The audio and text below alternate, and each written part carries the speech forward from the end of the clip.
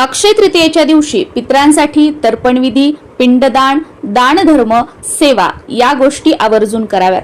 3 पिढ्यांपर्यंतचा पितृदोष शांत करण्यासाठी, पितरांची कृपा प्राप्त व्हावी, पितृदोषामुळे तुम्हाला तुमच्या आयुष्यामध्ये, तुमच्या संसारात ज्या काही अडचणी येत आहेत त्या दूर होऊन तुमची अडलेली कामे पूर्ण व्हावीत, यासाठी वर्षातील हा दिवस अतिशय महत्त्वाचा आहे. असं म्हटलं जातं की या दिवशी पितृलोकातून पितृ येत असतात आणि आपल्या घराचा उंबरठा जो असतो तो उंबरठ्याजवळ ते बसलेले असतात. त्यामुळे या दिवशी पितरांसाठी सेवा, दानधर्म, पूजा अर्चा ह्या गोष्टी आवर्जून केल्याच पाहिजेत. या व्हिडिओमध्ये मी तुमच्यासोबत पितरांसाठी या दिवशी पूजा कशी करावी अतिशय साधी सोपी पद्धत शेअर करणार आहे.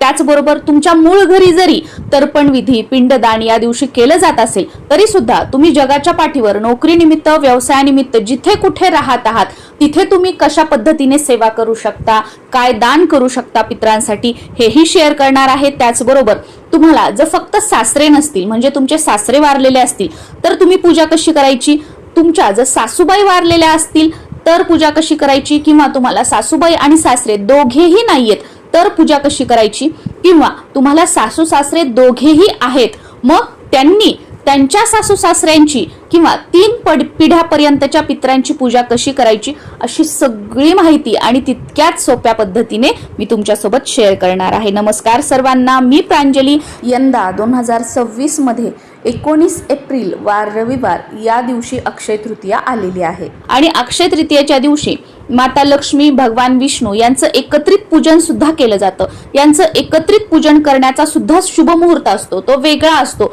तो शुभ मुहूर्त मी आपल्या चॅनलवर शेअर केलेला आहे आणि या दिवशी त्या शुभ मुहूर्तामध्ये माता लक्ष्मी, भगवान विष्णू यांचं एकत्रित पूजन कसं करावं, अक्षय कलश कसा भरावा, त्यासाठी साहित्य काय आहे, अक्षय कलशाचं नंतर काय करावं, त्याच्या साहित्याचं काय करावं अशी सगळी माहिती असणारा व्हिडिओ सुद्धा चॅनलवर अपलोड केलेला आहे. तो तुम्ही बघू शकता, त्याच्यातून तुम्हाला खूप सारी माहिती मिळेल. तर बघा, पितरांची सेवा करण्याचा मुहूर्त किंवा ज्याला आपण वेळ म्हणू शकतो तर ती दुपारी 12 ते 3 ही वेळ पितरांची सेवा करण्यासाठी मानली जाते. तर अक्षय तृतीयेच्या दिवशी दुपारी 12 ते 12:30 या वेळेमध्ये तुम्हाला तुमच्या पितरांची सेवा करायला सुरुवात करायची आहे. समजा आता तुम्ही नोकरी व्यवसाय निमित्त बाहेरगावी राहता आणि तुम्ही तर्पण किंवा पिंडदान या गोष्टी नाही करू शकणार, मग अशा वेळेला दुपारी 12 ते 12:30 या वेळेत तुम्ही काय करायचं, तुमच्या घरामध्ये जी दक्षिण दिशा आहे, हॉलची असू द्या किंवा कोणत्याही रूमची असू द्या, जी दक्षिण दिशा असते तर दक्षिण दिशेला एक छोटासा पाट ठेवायचा, त्याच्यावर मुठभर किंवा आपण एखादी वाटी, एखादा ग्लास तांदूळ टाकायचे आणि त्या तांदूळावर न वापरलेली एक पंती घ्यायची. त्या पंतीमध्ये जे कोणतं तेल तुम्ही देवासाठी वापरता ते तेल टाकायचं आणि सिंगल वात त्यामध्ये लावायची आणि दक्षिणेकडे ज्योत करून हा जो दिवा आहे तो प्रज्वलित करायचा आणि आपण बसण्यासाठी आसन घ्यायचं आणि आसन घेऊन जेव्हा आपण दिवा लावतोय तर त्यावेळेला ओम पितृदेवताभ्यो नमः, ओम पितृदेवताभ्यो नमः हा मंत्र कमीत कमी 11 वेळा म्हणायचा. आणि हा मंत्र म्हणून झाल्यानंतर तुम्हाला जर तुमच्या 3 पिढ्यांपर्यंतच्या पितरांची नावं माहीत असतील तर त्या नावांचा उल्लेख करायचा, उच्चार करायचा. आणि जर नावं माहीत नसतील तर मग तुमचं आडनाव आणि जसं की समजा आमचं तर जोशी घराण्यातील जे पितृ आहेत, आता मला माझ्या सासऱ्यांच्या वडिलांचं नाव माहित आहे तर मी त्यांचं नाव घेते, त्यांच्या वडिलांचंही माहित आहे त्यांचं नाव घेते, या दोन्हींचं नाव घेते. तर तुम्हाला जे माहित असतील ते नाव घ्यायचं किंवा आपलं आडनाव आणि ह्यांचे जे 3 पिढ्यांपर्यंतचे पित्र असतील त्या सर्व पित्रांना नमस्कार म्हणायचं. माझ्याकडून, आपल्या घरातील लहानांकडून, मोठ्याकडून काही चूकभूल झाली असेल तर त्याबद्दल क्षमा करा. आणि तुमचं जर काही एखादं अडलेलं काम असेल, संसारामध्ये काही प्रॉब्लेम असतील, घरामध्ये काही समस्या असतील तर त्या सुटाव्यात यासाठी प्रार्थना करायची. आणि इथून पुढे जशी मला शक्य होईल तशी मी आपली सेवा करेल. माझ्या सेवेचा स्वीकार करा व तुमच्या आशीर्वादाने माझं हे काम होऊ द्या, माझा संसार सुखाचा होऊ द्या, घरामध्ये पैसा वगैरे सगळा व्यवस्थित टिकू द्या, सगळ्या गोष्टी वेळची वेळेवर आणि सगळ्या चांगल्या, सर्वांना उत्तम आरोग्य मिळू द्या, हे जे काही तुम्हाला वाटतं ते प्रार्थना करायची. आणि त्यानंतर तुम्हाला पितृ अष्टक पठण करायचं आहे. मी पर्सनली स्वतः पितृ अष्टक म्हणते, मला पितृ अष्टक खूप आवडतं, म्हणायलाही आवडतं आणि मला ते खूप आवडतं सुद्धा पितरांची सेवा करण्यासाठी, तर मी ते म्हणते. तुम्हाला हवं असेल तर तुम्ही ते म्हणू शकता किंवा तुम्ही पितृस्तुती किंवा पितृस्तोत्र सुद्धा म्हणू शकता. गुगलवर तुम्हाला हे सगळे स्तोत्र जे आहेत ते मिळून जातील. तर ही सेवा तुम्हाला फक्त करायची आहे जर तुम्ही पिंडदान आणि तर्पणविधी करू शकणार नसाल तर. आणि सेम याच पद्धतीने दिवा संध्याकाळी दिवे लागणीला सूर्य मावळल्यानंतर सुद्धा तुम्हाला लावायचा आहे. त्याचबरोबर या दिवशी तुम्ही जिथे कुठे आहात जगाच्या पाठीवर तिथे तुम्हाला पाण्याने भरलेला एखादा नवीन माठ, घरातील जुना नाही, नवीन एक माठ आणायचा, त्याच्यामध्ये पाणी भरायचं आणि पाण्याने भरलेला हा माठ किंवा ज्याला सुरई म्हटलं जातं, छोटी असते बघा ती, तर पाण्याने भरलेली सुरई या दिवशी एखाद्या गरजू व्यक्तीला, गरीब व्यक्तीला तुमच्या पितरांचं स्मरण करून त्यांचं नाव घेऊन तुम्ही दान करू शकता. सेम तुमच्या ज्या काही समस्या असतील, अडचणी असतील त्या सुटाव्या यासाठी प्रार्थना वगैरे, म्हणजे घरी तो माठ आणायचा, त्याचं पूजन करायचं, त्याच्यामध्ये पाणी भरायचं, पितरांना तुम्हाला जी काही प्रार्थना करायची आहे ती प्रार्थना करायची आणि त्याच्यानंतर दुपारी 12 ते 4 या वेळेमध्ये हा माठ तुम्हाला पाण्याने भरलेला दान करायचा आहे. कोणी जर घेणारं नसेल तर घराच्या आजूबाजूला जिथे कुठे एखादं मंदिर असेल तर तिथे तुम्ही हे ठेवून आलात, तिथे दान केला तरी सुद्धा चालू शकतं. आता समजा तुम्हाला ही पूजा, पितरांची जी पूजा आहे ती प्रॉपर करायची आहे, तर तुमचे सुरुवातीला सासू आणि सासरे तुम्हाला दोन्हीही नसतील तर कशा पद्धतीने करायचं ते सांगते. समजा आता तुम्हाला सासूही नाहीये आणि सासरे नाहीयेत, मग अशा वेळेला काय करायचं, दुपारी 12 वाजता पूजेला सुरुवात करायची. दक्षिण दिशेला तोंड करून तुम्ही स्वतः बसायचं आहे आणि दक्षिण दिशेला समोर एखादा पाट तुम्हाला ठेवायचा, त्या पाटावर वस्त्र अंथरून घ्यायचं, तुम्हाला बसण्यासाठी आसन घ्यायचं. सुरुवातीला दिवा लावायचा आहे, दिवा, धूप, अगरबत्ती लावून घ्यायची आणि त्यानंतर एक पत्राळी तुम्हाला घ्यायची आहे. पत्राळी किंवा एखादं ताट तुम्ही घेतलं तरी सुद्धा चालतं. त्यावर तुम्हाला जसं असं पावशेर किंवा किलोभर किंवा 1.25 किलो, खूप कमी पण नाही आणि खूप जास्त पण नाही, असे तुम्हाला थोडेसे गहू किंवा एखादे तांब्या भरून गहू असे टाकायचे आणि त्याच्यावर तुम्हाला एक मोठा माठ घ्यायचा आहे. जर इथे तुम्हाला दिसतोय बघा फोटोमध्ये, तर असा एक मोठा माठ घ्यायचा, याला केळी म्हटलं जातं आणि त्याच्यावर एक छोटा माठ आहे बघा, त्याला करा म्हटलं जातं. आता तुम्हाला सासू सासरे दोन्हीही नाहीयेत म्हणून आपल्याला केळी आणि करा दोन्हीचीही पूजा करायची आहे. केळी म्हणजे ज्यांना सासू नाहीये त्यांनी केळीची पूजा करायची असते आणि ज्यांना सासरे नाहीयेत त्यांनी कराची पूजा करायची असते. पण तुम्हाला सासू सासरे दोन्ही नाहीयेत तर मग खाली प्लेट किंवा पत्राळी घेतली, त्याच्यावर गहू, त्याच्यावर आपली ही केळी म्हणजे मोठा माठ ठेवायचा, त्या माठामध्ये पाणी टाकायचं, त्याच्यामध्ये हळद कुंकू तुम्हाला टाकायचं आहे, सुपारी 1 रुपयाचं नाणं तुम्हाला टाकायचं आहे, एखादं फूल टाकायचं आहे, त्याच्यावर करा ठेवायचा, तो करा सुद्धा सेम पाण्याने भरायचा, या वस्तू टाकायच्या आणि त्याच्यावर मग तुम्हाला बऱ्याच ठिकाणी काय केलं जातं की खरबूज ठेवलं जातं आणि बऱ्याच ठिकाणी आंबा ठेवला जातो. तर तुमच्याकडे काय ठेवण्याची पद्धत आहे हे तुमच्या घरातील मोठ्या मंडळींना किंवा तुमची जी भावकी असेल त्यांना तुम्हाला विचारायचं आहे आणि मग वरचा जो करा असतो छोटा माठ त्याच्यावर तुम्हाला तुमच्याकडे जे ठेवलं जातं किंवा तुमच्याकडे खरबूज आणि आंब्या व्यतिरिक्त काही ठेवलं जात असेल तर तुम्हाला ते ठेवायचं आहे. हे ठेवून घ्यायचं आणि हे जे दोन्ही माठ आहेत करा आणि केळी, यावर कुंकवाने उभ्या रेषा ओढायच्या नाही.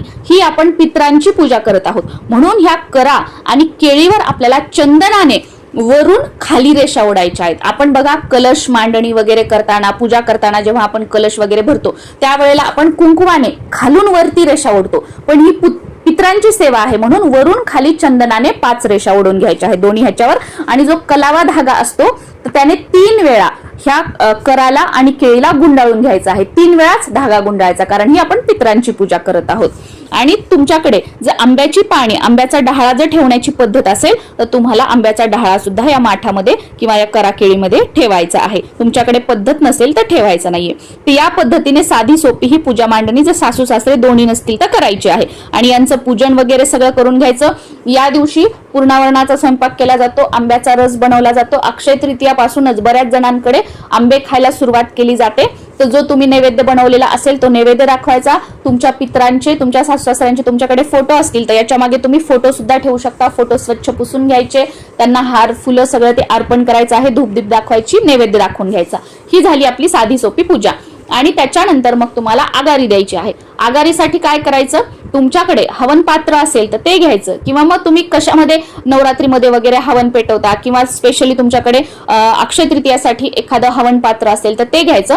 त्याच्यामध्ये गोवरीवर शुद्ध गाईचं तूप टाकायचं, त्याच्यावर कापूर टाकायचं आणि ते प्रज्वलित करून घ्यायचं आणि ते तुम्हाला तुमच्या दरवाजामध्ये न्यायचं आहे. आणि जे काही तुम्ही स्वयंपाक बनवलेला असेल पूर्णावरणाचा ते सगळं थोडं थोडं एका ताटलीमध्ये घ्यायचं. त्या सगळ्याचा एकत्रित कुस्कारा करायचा, ते सगळं चुरून घ्यायचं, कुस्कारा करून घ्यायचा किंवा एक घास तोडून घ्यायचं. त्याच्यात ते सगळं जे काही बनवलं आहे ते त्याला लावायचं आणि त्या अग्नीवर, आघारी म्हणजे पितरांना आपण घास देतोय असं ते तुम्हाला जे तुम्ही कालवलेलं आहे ते तुम्हाला त्या जी आघारी आपण जे हवन पात्रामध्ये पेटवलेलं आहे त्याच्यावर तुम्हाला टाकायचं आहे. या पद्धतीने आघारी जी आहे ती द्यायची. द्यायची आहे. आणि मग बाकीचं जे उरलेलं आहे ते तुम्ही गाईला खाऊ घालू शकता, किंवा तुमच्याकडे ही आगारी केली जात नसेल तर जो दाखवलेला नैवेद्य आहे तो तुम्ही तुमच्या घराच्या आजूबाजूला कुठे गाय असेल तर त्या गाईला खाऊ घालू शकता. आता गाय सुद्धा खायला नसेल तर घराच्या आजूबाजूला एखादं मोठं झाड वगैरे काही असेल तर तिथे ठेवू शकता, म्हणजे पशु पक्षी वगैरे खाऊ शकतील. आणि मग तुम्हाला समजा सासू सासरे दोन्ही नसतील तर तुम्ही पुरुष आणि महिला बोलवू शकता आणि त्यांना जीव घालू शकता. आणि तुम्हाला जर सासरे नसतील तर पुरुष बोलवायचा, त्यांना जीव घालायचा. तुम्हाला जर सासूबाई नसतील तर मग महिला बोलवायची, सवाष्णी असेल तर सवाष्णी, आणि मग त्यांना जीव घालायचं. या पद्धतीने ते पित्रांची ही पूजा झाल्यानंतर, पित्रांसाठी जे आपण जेवायला बोलवले आहेत मंडळी, त्यांचं जेवण झाल्यानंतर, पित्रांना ही आगारी घास दिल्याच्या नंतरच आपण घरातील जी छोटी मोठी जी मंडळी आहेत त्यांनी या दिवशी अन्न ग्रहण करायचं असतं, जेवण करायचं असतं. जोपर्यंत पित्रांचं सगळं ही पूजा जे जेवायला सांगितले आहेत त्यांचं जेवण होत नाही तोपर्यंत या दिवशी आपण उपवास करायचा असतो. आणि या दिवशी व्रत करण्याला खूप जास्त महत्व आहे पित्रांना घास देईपर्यंत. आता समजा तुम्हाला सासूबाई नाहीये तर ह्याच्यातला जो हा खालचा माठ आहे ना, फक्त तो खालचा माठ घ्यायचा. सेम पूजा याच पद्धतीने, खाली पत्रावळी, त्याच्यावर गहू, त्याच्यावर हा खालचा माठ, म्हणजे ज्याला केळी म्हटलं जातं, ती सेम त्याच्यामध्ये पाणी वगैरे सगळं भरायचं. आणि त्याच्यावर मग तुमच्याकडे जर खरबूज असेल तर खरबूज किंवा आंबा ठेवत असतील किंवा या व्यतिरिक्त काय ठेवत असतील तर ठेवायची. आणि सेम आता जसं सांगितलं पूजा करायची करा केळीची, सेम त्या पद्धतीने पूजा करायची. आणि तुमच्या सासूबाई गेलेल्या असतील तर एखाद्या महिलेला जेवायला वगैरे बोलवायचं, नैवेद्य वगैरे सेम तसाच दाखवायचा, गाईला खाऊ घालायचा. आणि ती महिला जेवून गेल्यानंतर मग तुम्हाला तुमच्या घरातील जे मंडळी आहेत ते अन्न ग्रहण करू शकतात किंवा ते जेवण करू शकतात. आता समजा तुमचे सासरे फक्त गेलेले असतील तर अशा वेळेला फक्त वरचा जो करा आहे, जो छोटा माठ आहे, त्याचं फक्त पूजन करायचं आहे. गव्हावर तो ठेवायचा आणि सेम पूजा पद्धती सेमच असणार. आणि मग तुम्हाला त्याची पूजा करायची आहे. आता हे जे करा आणि केळी जे आहे तर याचं काय करायचं, हे तुम्ही तुमच्या आजूबाजूला कोणी गुरुजी वगैरे असतील तर त्यांना हे पाण्याने भरलेलं तसंच तुम्ही दान करू शकता. किंवा तुम्ही कोणी गरजू गरीब व्यक्ती असेल त्यांना दान करू शकता. आणि कोणी घेणारं नसेल तर एखाद्या मंदिरामध्ये तुम्ही हे ठेवून येऊ शकता. आता हे जे पाणी वगैरे आहे तुम्हाला दुसऱ्या दिवशी लगेच दान करायला जमलं नाही तर घरातील तुळस वगैरे सोडून इतर झाडांना त्यातलं पाणी टाकायचं. आणि जेव्हा तुम्ही मंदिरात किंवा इतर कोणाला देत आहात तर त्यावेळेला दुसरं स्वच्छ पाणी भरून पाण्याने भरलेलाच हा माठ करा किंवा केळी तुम्हाला दान करायची आहे.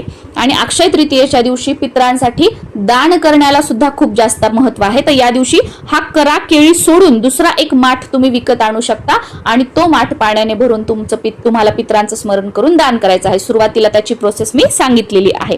तर या पद्धतीने तुम्हाला सासू सासरे दोन्ही नसतील किंवा सासू नसेल किंवा सासरे नसतील तर या पद्धतीने तुम्हाला करा आणि केळीची पूजा करायची आहे.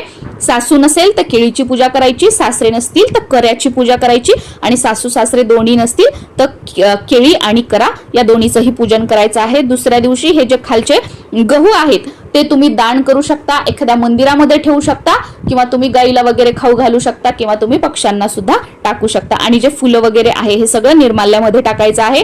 खरबूज किंवा आंबा तुम्ही जो ठेवलेला आहे तो सुद्धा या करा केळी सोबत तुम्हाला दान करायचा आहे. आणि शक्य झालं तुम्ही मातीची पणती दिवा वगैरे लावलेला असेल तर तो सुद्धा दुसऱ्या दिवशी तुम्हाला दान करायचा आहे. कणकेचा दिवा तुम्ही लावलेला असेल तर दुसऱ्या दिवशी तो सुद्धा तुम्हाला विसर्जित करायचा आहे. आणि सॉरी, मी मातीचं पणती जे म्हणलं ते दान नाही करायचं, दुसऱ्या दिवशी विसर्जित करायचं आहे. एखाद्या झाडाखाली ठेवून देऊ शकता, तुमचं शेत वगैरे असेल तर मातीत दाबून देऊ शकता किंवा तुम्ही प्रवाहित करू शकता. आय होप तुमच्या सगळ्या प्रश्नांची उत्तरं दिलेली आहेत. तरी सुद्धा काही प्रश्न असेल तर कॉमेंटमध्ये विचारा, पुढच्या व्हिडिओमध्ये त्याचं उत्तर देण्याचा नक्कीच प्रयत्न करेल. आणि सुतक असेल, मासिक पाळी असेल तर त्यामध्ये पितरांची सेवा करू नका, हे खूप कडक असतं.